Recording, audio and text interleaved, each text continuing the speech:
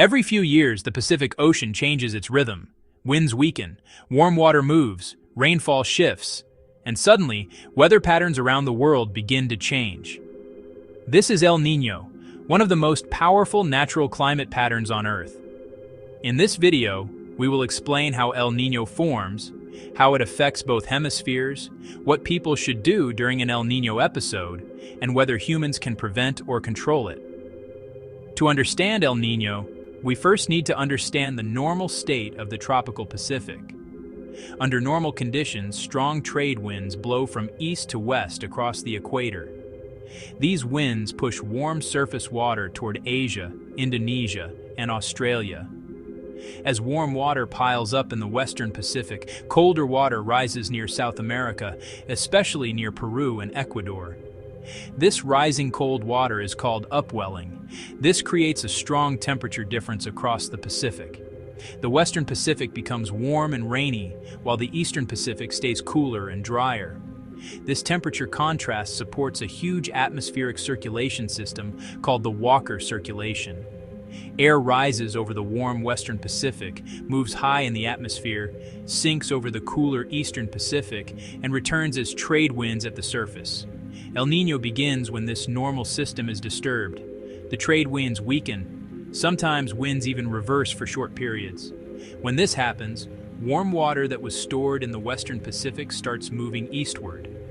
At the same time, ocean waves beneath the surface, called Kelvin waves, carry warm water toward the eastern Pacific. As this warm water reaches the central and eastern Pacific, the thermocline becomes deeper. The thermocline is the boundary between warm surface water and colder deep water. When it deepens, cold upwelling becomes weaker. Less cold water reaches the surface, so the ocean warms even more. Now the atmosphere responds. Clouds and rainfall shift eastward toward the central and eastern Pacific. This changes pressure patterns across the ocean and weakens the trade winds even more. Weaker winds allow more warm water to move east. More warm water causes more atmospheric change. This is a positive feedback loop. It is one reason El Niño can grow into a major global climate event.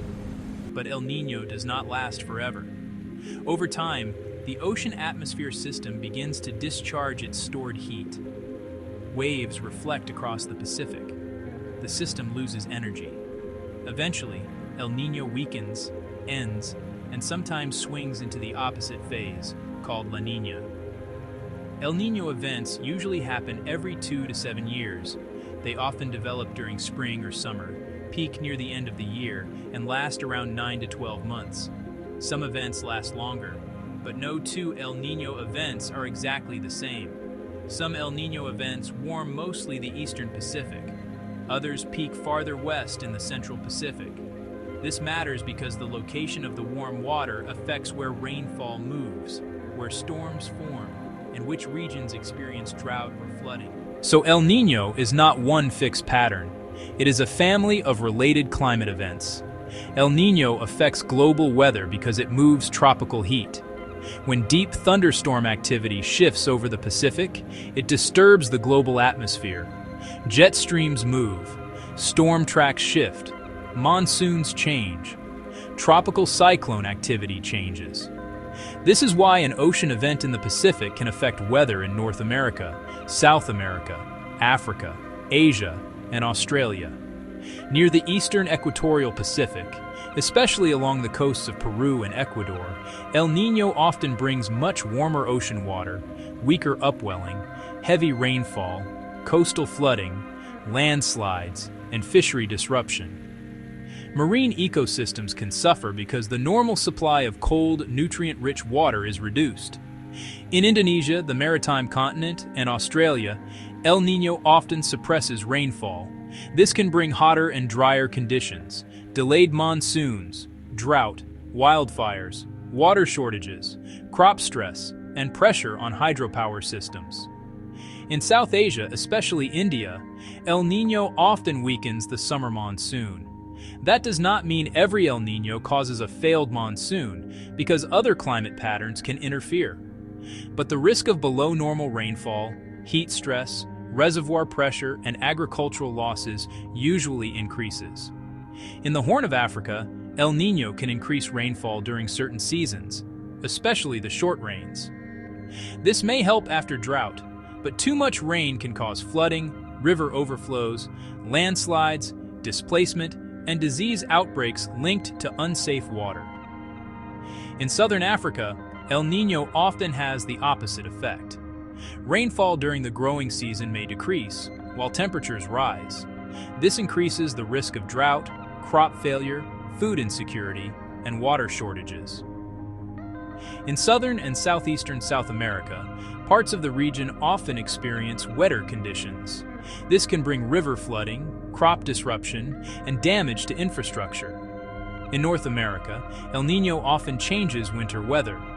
The southern United States tends to become wetter and sometimes cooler. Northern parts of the United States and Canada often become warmer and drier. But again, these are typical patterns, not guarantees. El Niño also affects hurricanes. It usually suppresses Atlantic hurricane activity by increasing wind shear. At the same time, it can favor stronger tropical cyclone activity in the central and eastern Pacific.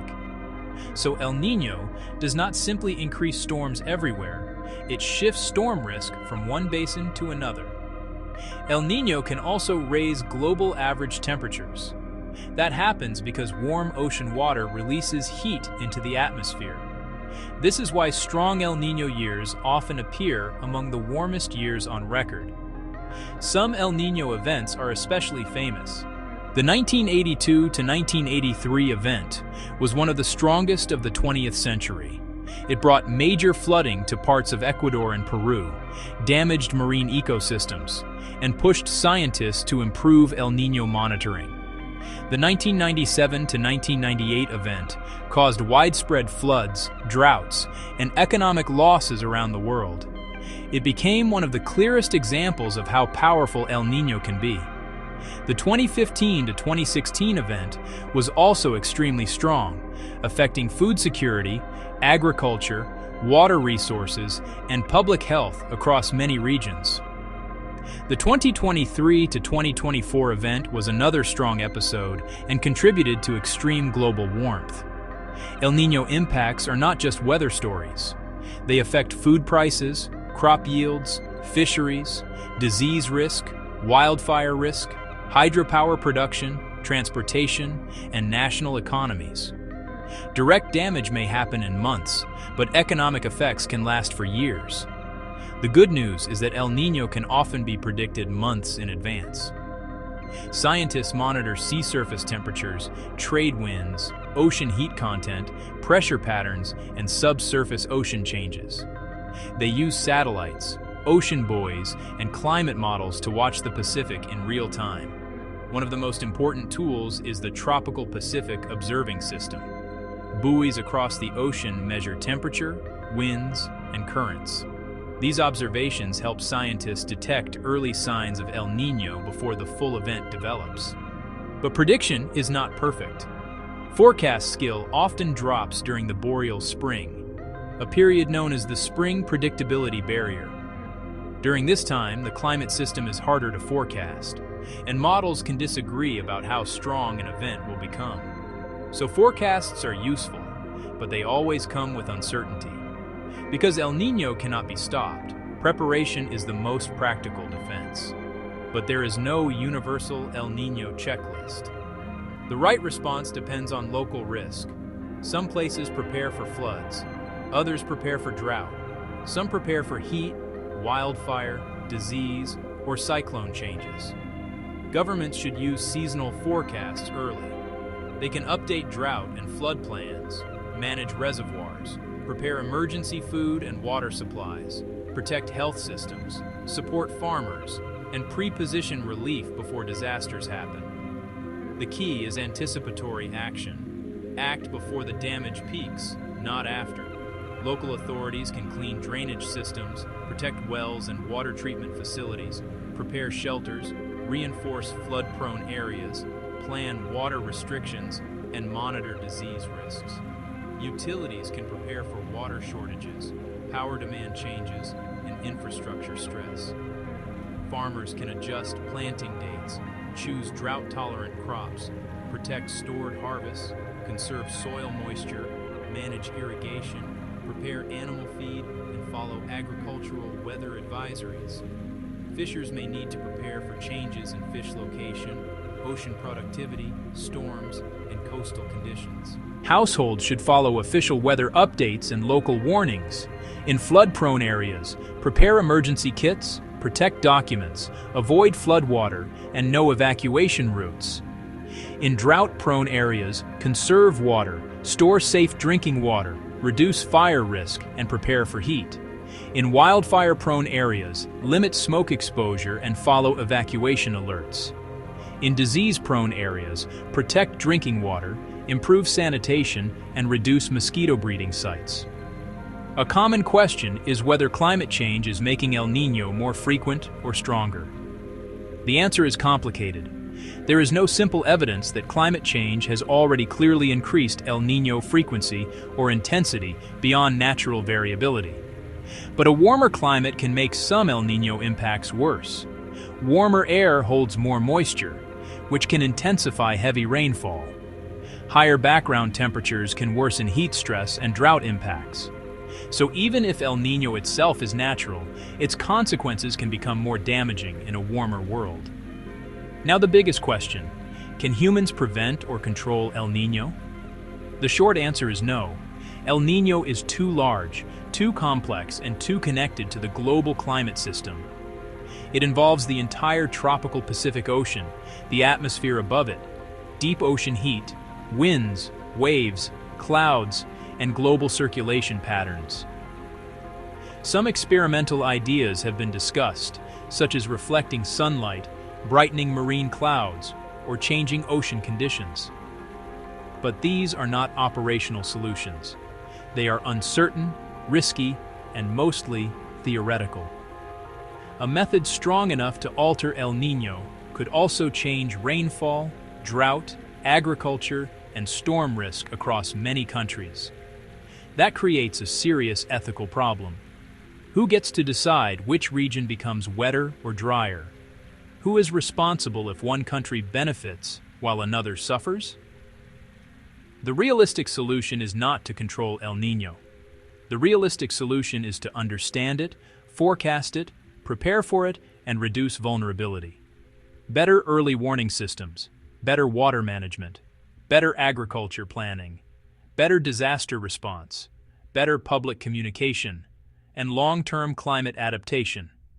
El Niño is one of the clearest examples of how connected our planet really is.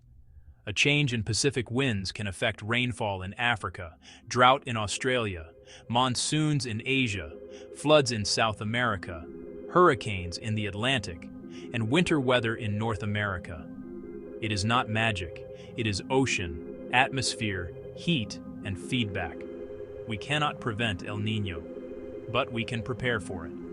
And the more we understand the climate system, the better we can protect lives, food, water, and communities. El Niño reminds us that Earth does not work in isolated parts. It works as one connected system. Subscribe for more science explained clearly and simply.